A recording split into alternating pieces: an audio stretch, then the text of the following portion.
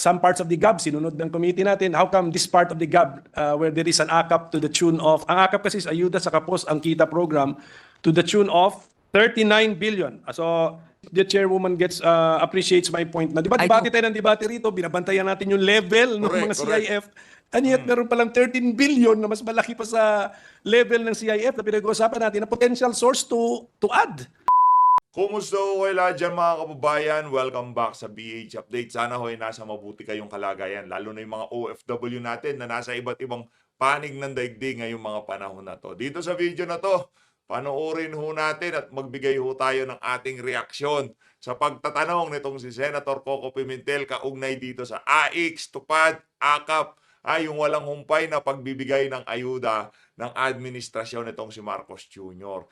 Makikita ho natin dito sa video na to na hirap ho sa pagdepensa itong si Senator Grace po diyan sa ayuda na yan ng mga tambaluslos. At dito rin ho sa video na to pag-usapan din ho natin itong pagbisita nitong si Vice President Sara Duterte. Ibang klase ho talaga itong mga Duterte na to. Walang dalang ayuda, konektado pa rin ho dito sa ayuda na to. Itong si VP Sara naman ho, walang dalang ayuda pero pinagkakaguluhan ng ating mga senior citizen. Davao City Senior Citizen Citywide General Assembly. Yan ang papanoorin natin dito sa video na to. Unahin na ho muna natin itong pagbisita nitong ating napakaganda at napakahusay na Vice President Sara Duterte sa ating mga kababayang senior citizen. Ito, grabe naman yan, no? Tanggalin na lang ho natin yung sounds, baka gurgurin ho tayo. Grabe naman. Ganyan ho kamahal ng ating mga kababayan itong si Vice President Sara Duterte. Itong yung si Tambaluslos, kailangan pa ho niyang magdala ng kung ano-anong ayuda para lamang merong lumapit at magpa-picture sa kanya. Ayan ho mga kababayan. No? Ganyan ho kamahal. Kaya alam niyo ho mga kababayan, ngayong mga panahon na to, yung mga kumakandidato ng pagkasenador, sa ayaw at sa gusto nila, kailangan ho nilang makipag-usap sa mga Duterte na to. Kasi sila ho ang sa buong Pilipinas nga, di ba? Base sa mga naglabasang survey, yung endorsing power nitong si dating Pangulong Rodrigo Duterte, napakatindi pa rin ho. Ngayon, wala ho silang choice, yung si Abalos. Kaya, pansin nyo ho mga kababayan, sa mga nakalipas na buwan, nakalipas na linggo, talaga hong binuhusan ng bilyong-bilyong ayuda yaang Davao Region dahil ho, hindi ho nila kontrolado yan. Kung sinong sabihin, tingnan nyo naman yan, ng mga Duterte na iboto dyan sa Davao City, dyan sa Davao Region, yun ho ang kanilang susuportahan. Napakasolido ho ng mga kababayan natin sa Davao pagdating sa mga kung sino ang i-endorso ng mga Duterte na to. Ibang klase. Diba, magpapapirma, magpapapicture, talaga hong pinagkaguluhan itong si Vice President Sara Duterte. Pero yung isa, itong si Tambaluslos, grabe, 1 billion ho, may get, di umano, ang ibinuhos dyan sa Davao City nung bumisita ho sila, nung merong bagyo sa Luzon, pero namigay ho sila ng ayuda dyan sa Davao. Yan ho ang dahilan. Kasi hindi malaki ang tsansa na yung mga bumabanat kay dating Pangulong Rodrigo Duterte ng mga senador, yan ho ikakatalo nila yung Davao region na yan. Kaya talagang pinupukpuk ho nila yan, talagang ginagalingan ho nila ang pangangampanya dyan sa bahagi ng Pilipinas na yan. Tingnan nyo naman ho yan, hanggang sa gate, talagang pinagkakaguluhan ho itong ating napakaganda at napakasipag na Vice President Sara Duterte. Rekta na ho tayo, di ba, para mas maintindihan ho natin itong mga ayuda na to na pinamimigay na itong si Tambaluslos. Dumako ho tayo dito kay Senator Koko Pimentel dyan sa naging tanungan nila sa plenary debate sa Senado kaugnay dito sa mga ayuda na to kagaya ng AKAP, AX, Tupad. Mamaya na ho natin balikan yung dyan sa House of Representatives. Ito ho kasi kailangan hong marinig ng ating mga kababayan to kasi imagine tatlong magkakaibang programa pero isa lang ho ang pakay niyan. Ang pakay lang ho mamigay ng ayuda. Oo, marami nangangailangan. Pero bakit hindi tayo gumawa ng mga kapakipakinabang na reforma na magbibigay ng makabuluhang tulong sa ating mga kababayan? Hindi ho pera ang sagot, pero yung the way na makuha nila yung pera, hindi ho yun ang paraan. Yung ibibigay na lang sa kanila ng basta-basta. Yung tupad, sige, kaso balita natin, merong budget yung national government sa paglilinis ng mga estero, sa paglilinis ng mga karsada. Bakit kailangan pang ipamigay ito bilang ayuda, gayong meron palang pondo, kagaya ng mga street sweeper, paglilinis ng estero, paglilinis ng sapa, meron hong mga ano yan, meron hong mga pondo yan. Ngayon, ang ginagawa ng administrasyon na to, ginagawa ho nila, inaayuda na pinamimigay na nilang ayuda, tapos pinaglilinis nila yung mga kababayan natin. Paano ho yung pondo na nakalaan para doon sa mga programa na yun? Ito, pakinggan ho natin ang talakayan nitong si Koko Pimentel at nitong si Grace po. May I ask our chairperson or chairwoman, what are the main changes introduced in our committee report when we compare it with the NEP? Yes, we will get that figure, Mr. President. Ano yung gumalaw po na malalaking halaga? Naku, yan na, magkakabistuhan na ho dito. At the top of my head, Mr. President, while we are getting the actual figures, I know that there were some increases. There were a lot of changes that were done for the Department of Health, DOTR as well. We augmented some.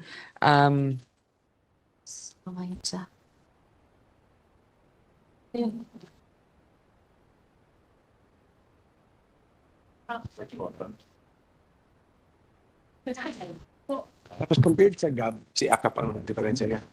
Ito na pumakita. There were also additions in the Department of Agriculture. We can give you the... So sa amounts lang po, sa amounts, did we So, alam naman ho natin na ano lang yan, na ano ba naman magagawa ni Koko Pimentel kay, di ba? Kay Tambaluslos. Kumbaga, itong mga ganitong klaseng tanungan, magsilbing kumbaga awareness sa ating mga kababayan kung paano lukuhin ng gobyerno na to yung ating mga kababayan. Imbis na i-allocate sa mga magagandang programa yung mga pera na yun na pinimibigay bilang ayuda, mas pinipili ho nila na ipamigay ito bilang ayuda para sa gayon, makuha ho nila yung mga boto ng mga beneficiaryo na to. Lalo at malapit-lapit na ho ang eleksyon. introduce a new program, activity or project in our committee report compared to the NEP?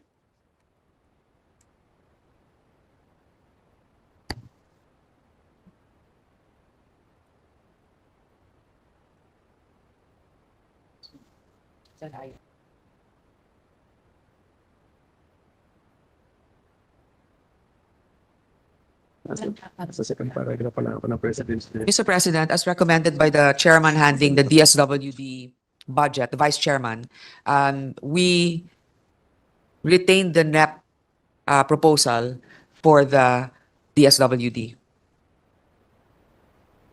Yes. So, basically, kunyari kaming mga colleagues nyo po, yun lang po kailangan namin malaman na ano ba yung, sa committee report po ng Senado, ano po yung malaking pagbabago from the NEP? Because, the reason why I'm asking this is because I still remember the President Sona na sinabi din dyan na if possible, as much as possible, adhere to the NEP. Maybe I do not know if he was referring to the NEP amounts, but to the spirit and the main programs in the NEP. Maybe that was what he was referring to. So, yan lang po yung tanong ko. Did we change anything radically in a committee report? Well, Mr. President, as I mentioned, Yun po yung pinapasa ng administrasyon ni Marcos Jr., yung NEP, yung National Expenditure Program. Kaso pag napunta na ho dyan sa House of Representatives, kung ano-ano na kung pinagsisingit nila, kaya kailangan, awareness lang ito, na dapat, pagka ganito ho kasi, hindi yung pagka naipasa na yung batas, doon nag-iiyakan yung ating mga kababayan. Hindi ho dito sa panahon na pinag-uusapan pa lang, magkakagulatan na lang tayo sa susunod na taon. Bakit may ganyan? Bakit puro ayuda sila? Bakit bumabaha? 'Di ba? Ganyan ang mga Pilipino 'di ba? Pagka nandoon na yung problema, doon lang ho nila susolusyonan, doon lang nila makikita. Dapat pala noong ipinapasa yung budget na yan, nakialam tayo. Di ba? Ganyan yung mentalidad ng mga Pilipino. Ngayon, pinag-uusapan yan sa Senado, makialam ho kayo. Magtanong ho tayo, mag-ingay ho tayo sa social media. Pagka meron hong palsipikado o meron hong dispalinghado dyan sa budget na yan, na pinagsisingitan na naman itong mga tambaluslos na to dyan sa House of Representatives, makialam ho tayo mga kababayan. Let's go sa committee report, dun sa DSWD, yun yung binalik natin doon sa NEP.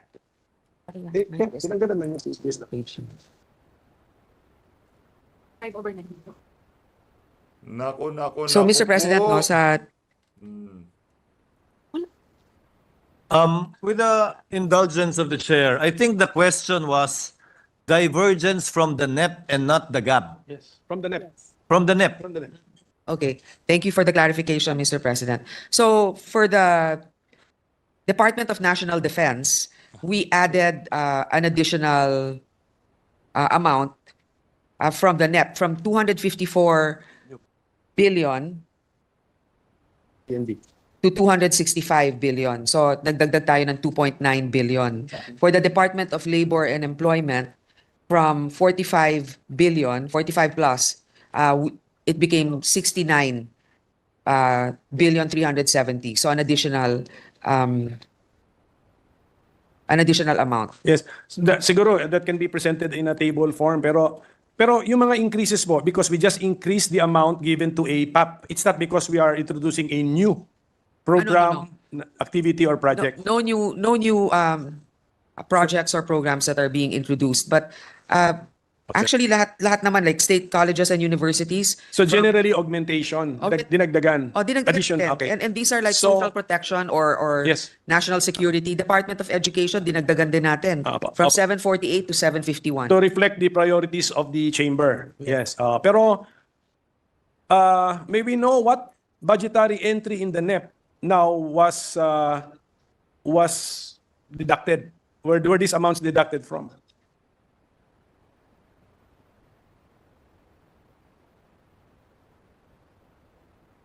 Siyempre alam ko rin sa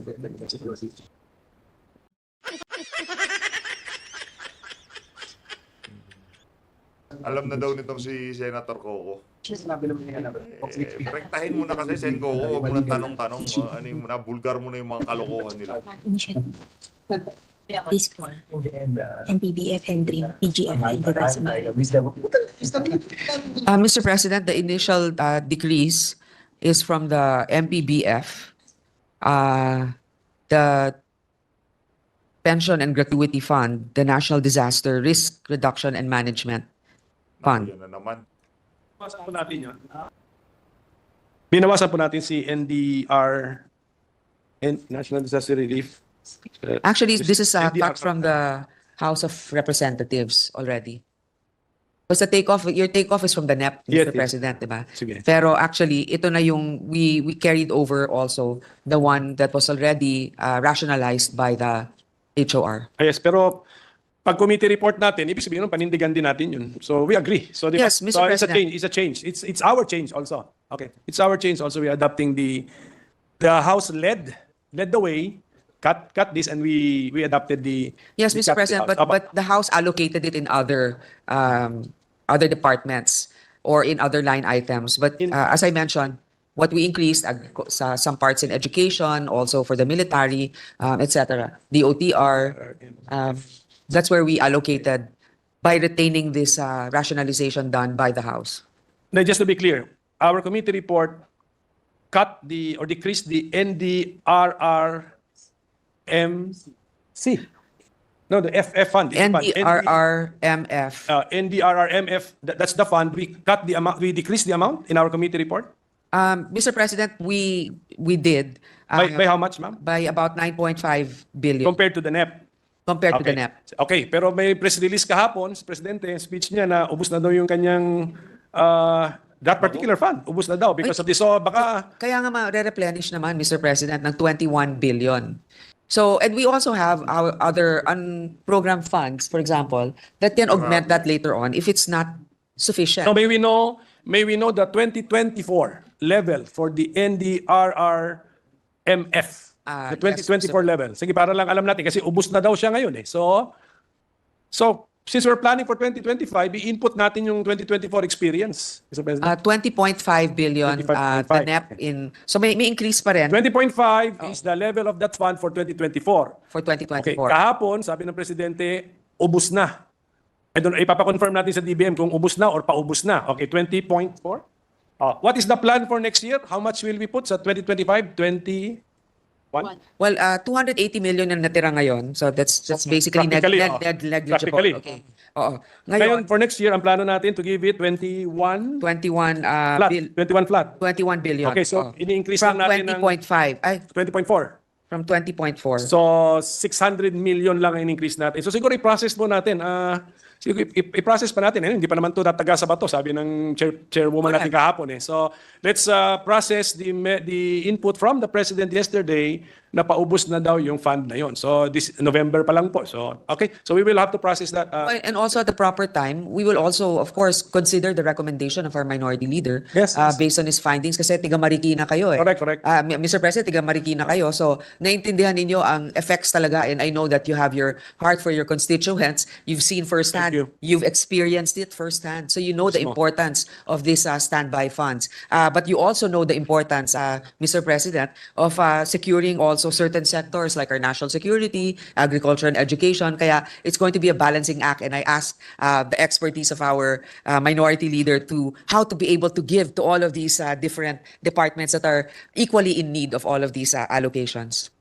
Thank you for the response from our chairwoman. Saka kayang-kaya niyo pag you're the representative, you really fight for your Yes, ma'am. constituents. But Your Honor mentioned tapping the contingency fund. Kaya meron din akong tatanong diyan eh. Sige po.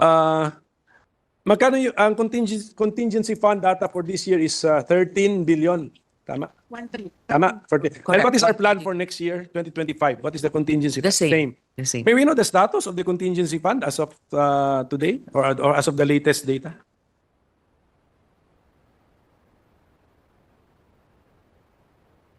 Mr. President, there's a standby balance of 7 billion from the 13 billion. That's why, as the President mentioned nga na wala na talaga dun sa NDRRMF, we sympathize with that. But also, this was foreseen that certain allocations will not be enough. That's why we have this contingency. Yes, correct. Now, maybe as a DBM, from previous years' experience, nauubos ba si contingency fund? Di naman po. Okay, so siguro nga, maybe wag na lang yung ilagay natin sa contingency fund. Kunan na lang natin, lagay na natin sa NDRRMF. NDRRMF. Opo. Pero, Mr. President, ganun kasi yun, no? Yung contingency fund can also, like for example, during the time of COVID, we used it also, not necessarily for NDRRMF, but for other government agencies that needed to give social assistance, like the Department of Health, also DSWD. So at least, parang pie lang yan, doon naman kukuha. Pero parang lahat tayo may allocation. Meron tayo para sa kuryente, meron tayo para sa pagkain, meron din tayong pool pag meron nagkulang dun sa isa. Ang problema lang kasi, Mr. President, pagka kunyari nilagay natin lahat sa isang pie, for example, NDRMF, pag nangailangan yung ibang department, there's no law to justify the transfer from that back to the contingency or to those other departments that might be in need. Conversely, if the NDRMF will need the extra funds, there's a legal basis to transfer that from the contingency to that. What would be the historical data for the utilization of the contingency fund? 90%. Ano po yung historical last 10 years, for example, ng contingency fund? Ano Usage? last 10 years ng contingency? 90%, 80%, ano po?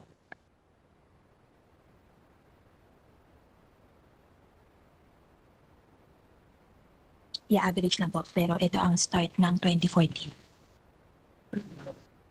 74%. 40.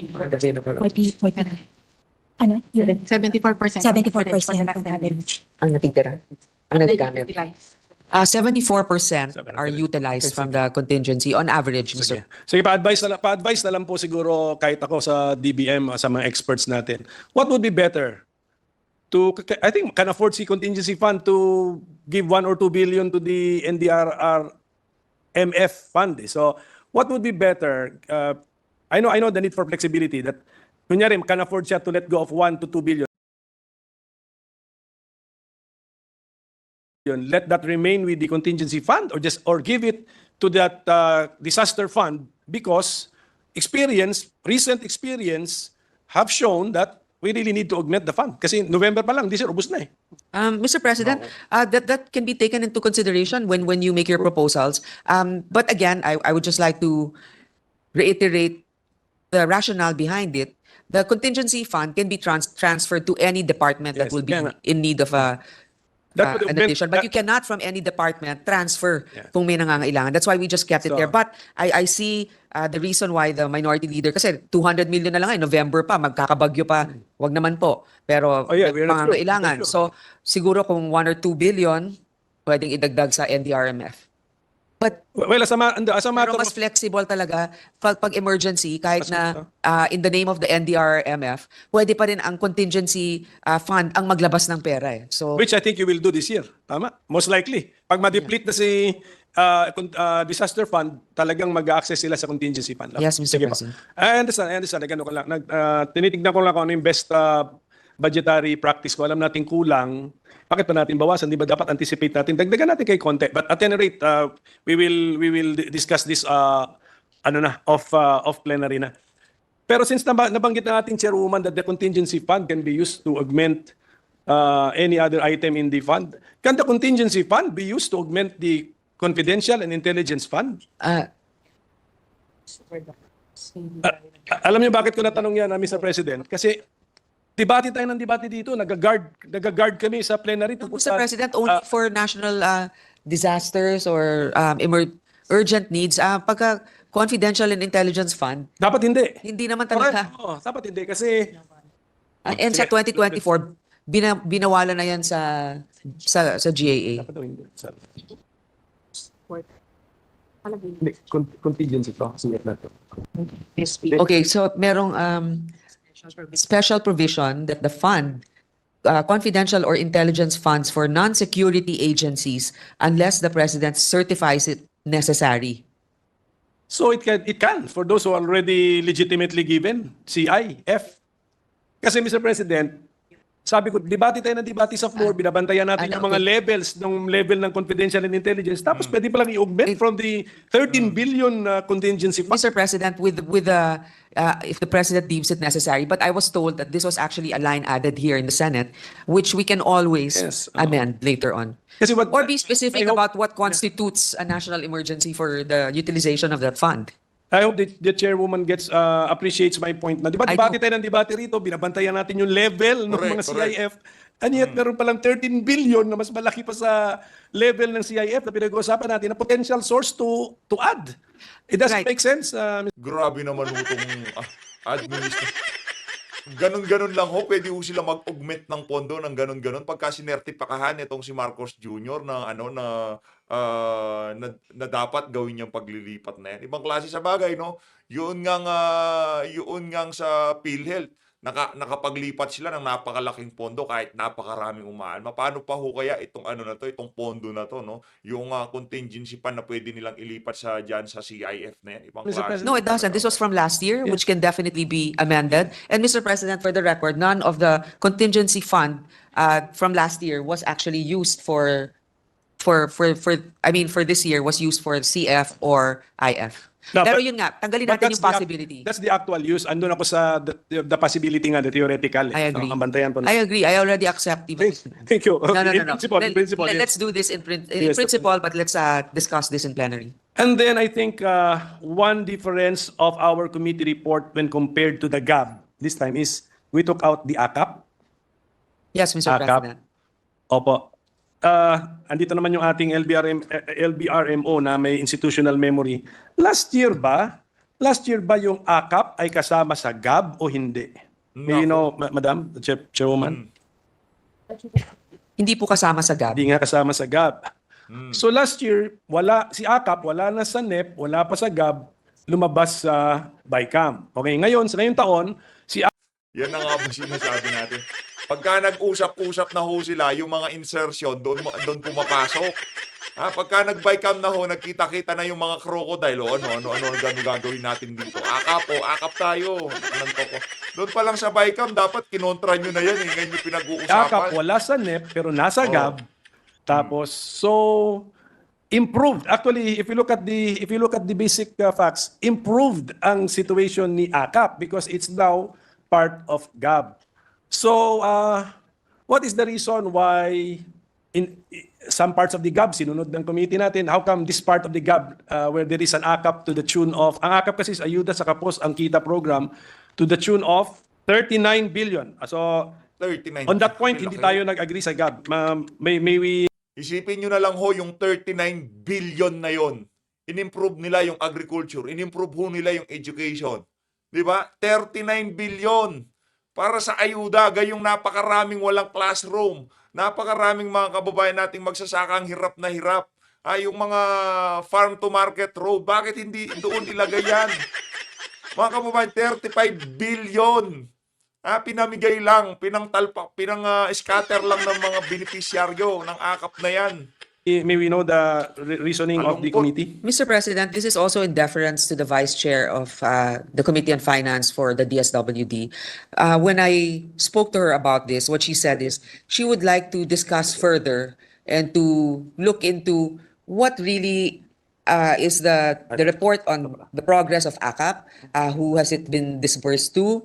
Is it really necessary, or is this already part of a redundant program that can be rationalized? So, hindi po nangangahulugan na i-retain o tatanggalin natin. Kasi pagdating po sa plenary at saka yung mga submissions ng mga amendments, doon natin makikita paano na-justify ng Finance Vice Chair yung pagtatanggal o pagbabalik nitong AKAP na to. Yung 39 billion pesos na budget for a program, mas malaki po yan sa budget ng ibang departments. Tama po? Tama po. Tama po. Actually, mas malaki siya sa Department of Foreign Affairs, Mr. President. Tama po? Tama po ba? Kahit po sa budget ng Congress, mas malaki po yan. Kaya nga po, Wag sa atin, wag natin i-compare sarili natin. Let's say sa Department of Foreign Affairs. mas Tama? malaki. Alam niyo po, talagang nagulanta nga ang marami dahil nga syempre, hindi naman barya-barya lang ito. Ngayon, kung talaga namang nakakatulong, kailangan malaman din natin, no? Paano ba ito nakatulong? Ito ba ay kailangan o umulit lang sa isang programa na pwedeng doon na lang natin ilagay imbes na dito? So, yun po yung mabuti rin maringgan pagdating sa budget ng DSWD. Pag-explika ng, alam ko naman, very efficient yung ating secretary ng DSWD, baka mas kaya niyang i-explika kung paano ba nangyari ito at paano ba ipamahagi ito. Tapos malaman natin sa Finance Vice Chair kung ito ay tatanggapin niya at ano ang dahilan kung tatanggapin niya o hindi niya tatanggapin. So doon po sa DBCC and the DBM which drafted our the budget, may we know the reason why they dropped AKAP? Because AKAP is in the GAA, GAA 2024. So alam nila yun, may historical knowledge sila, historical data. But they dropped AKAP from NEP. May we know the reason why? What is the economic manager's thinking, Mr. President? To also guide us.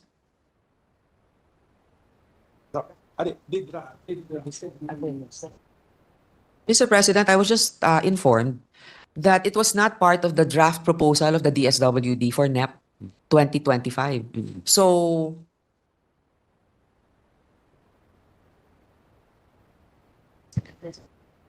Hindi kasi packet yung wala na sa lista. so sa GAB, dinagdag po ito. Okay, so ibang process po yun. Okay po. Pwede humingi na advice sa economic managers? Is this expenditure, 39 billion peso expenditure, a wise expenditure?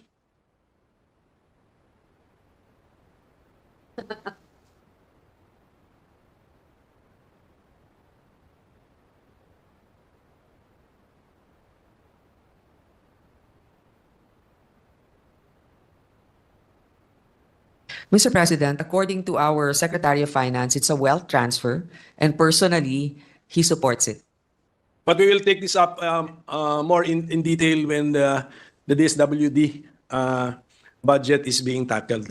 Because yun na nga, it's a wealth transfer, but because of lack of particulars, we are not clear on who we are transferring that amount to, Mr. President.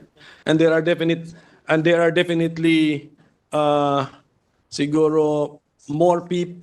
There are definitely segments of society more in need of the amounts than those who are actually receiving the AKAP because hindi siya well defined. Correct. Okay, Hindi siya clear nga sa Poorest of the Poor, unlike yung ibang programs na talagang 4Ps, you have to be in the registry of the poor households. Ito, subject to. I think, ganun, anyway, wala naman siya sa committee report natin, but if Ano lang ho, basta kayo iboboto nyo yung mag-aabot ng AKAP, automatic magiging beneficiary ho kayo. Wala namang classification o basta kayo pasok doon sa criteria na botante kayo at iboboto nyo yung yung namimigay sa inyo ng AKAP na yan, automatic pasok However, kayo, sigurado. if the amount will be restored, then kasama niya yung mga special provisions na kadikit niya hindi rin clear doon who will be the recipients of AKAP. That's the I agree. we will bring this up again when we come to the DSWD budget. Actually, Mr. President, any program that can really be disseminated to those that are deserving and in need, any time that the government has extra cash or the capability to support them, we support it as long as it's something that is sustainable. And I understand and I agree with the minority leader that let us see what the criteria really is and who were the beneficiaries of this. Kasi sino ba yung nagsabi? Depende kung sino ka naka-standby sa munisipyo, yun lang yung Yes, nagbibigyan, di ba? Parang kung hindi mo alam, katulad ng sabi ni Senator Alan, kung hindi mo alam, hindi mo makukuha. So dapat malaman ng ating mga kababayan na lahat kung may mga programang bago ang gobyerno. Yun lang naman. That's why, yes, this representation appreciates the decision of the committee led by our chairwoman not to include it in our committee report. So, thank you for lack of clear justification and details. Before we leave this Ma'am- point, yes, yes, sir. with the permission of the minority leader, for the record, may I ask, ang English ba ng Ayuda wealth transfer?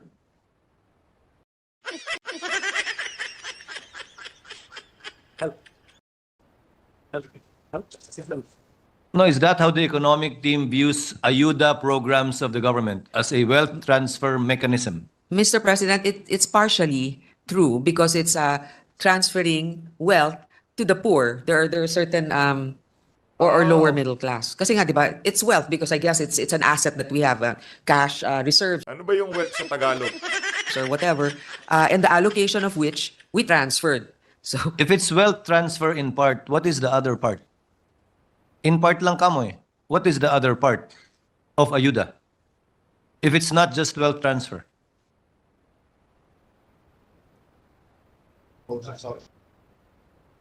so there are other means, free education, health assistance. So they're not necessarily wealth transfers, but they are still assistance. So I- wealth transfer would only refer to cash transfers, Yes, Mr. President. not to transfers or assistance that are in kind. For now, that's a loose Educational assistance, definition. health assistance, they're not viewed as wealth transfer mechanisms of the administration. Yes, not necessarily. So it's a loose definition, but basically what we're saying is it's something that we are imparting, sharing also na makarating dun sa ating mga kababayan. Thank you, distinguished It's sponsor. 1% of GDP. Minority Leader, All Minority Leader, madami ka pa. Si Senator Bato, ang last na after you. Hindi kita minamadali, nagtatanong lang ako. Ikaw naman. okay. Maaga pa po, Mr. President. I'm just I asking. think 1 hour pa lang tayo. Hindi 1 hour and a half. 1 hour and 15 minutes. Yes, no, but before I forget, Mr. President, ito na muna about the budget na muna. The gentleman will continue. Yes. Our 2025 proposed budget is 10% higher than the 2024. So Yes, Mr. So President. may we know what caused the increase and how come it reached 10%, Mr. President? Well, the highest allocations are, as stated in our constitution, DepEd, di ba? Tapos, actually 7.4%. Huh? 7 point. It's in the president's 10.1%, message. It's 10.1%. 10%. Oo. Now, pero 7.1, May we get the figures right, Mr. President? so, okay. So, now, Mr. President, it's strategically crafted to balance fiscal responsibility and the need to boost investment in growth-enhancing expenditures. It was framed on the President's 8-point agenda. So, ano yung mga general expense class? Well, alam naman natin na, syempre, tumataas rin naman yung sweldo. What caused the increase, the 10% Oo. increase? Sweldo lang? Maintenance and other operating expenses will get the bulk of the proposed budget next year. at 2.4 billion. The proposed, hold on, Mr. President.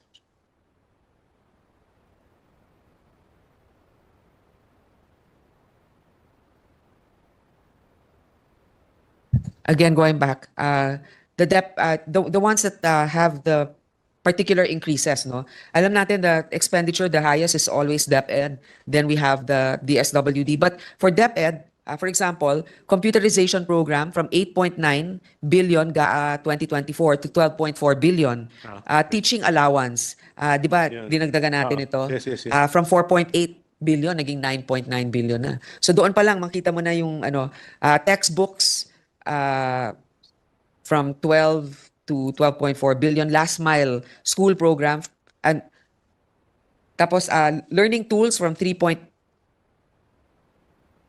Sorry, Mr. President. Yung higher allocation for health sector, the Philippine Health Insurance Corporation, PhilHealth. Siguro itong UBP na. Tapos, wait, yung mga hospitals, for example, DOH Metro Manila Hospitals from 18 billion to 23 billion. Other health facilities from 53 to 76 billion. National Health Workforce Support, pareho lang. So, yun po yung mga big items. National Procured Commodities for Family Health, Immunization, Nutrition, Responsible Parenting from 7 to 10 billion.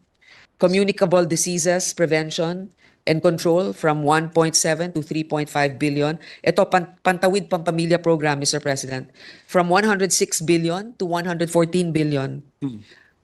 Ito, implementation of the Centenarian Act. Di ba, marami tayong mga friends dyan na kailangan naman ay from 186.1 million to 3 billion. Batas pa natin yan. Kasi batas na nga eh. Opo.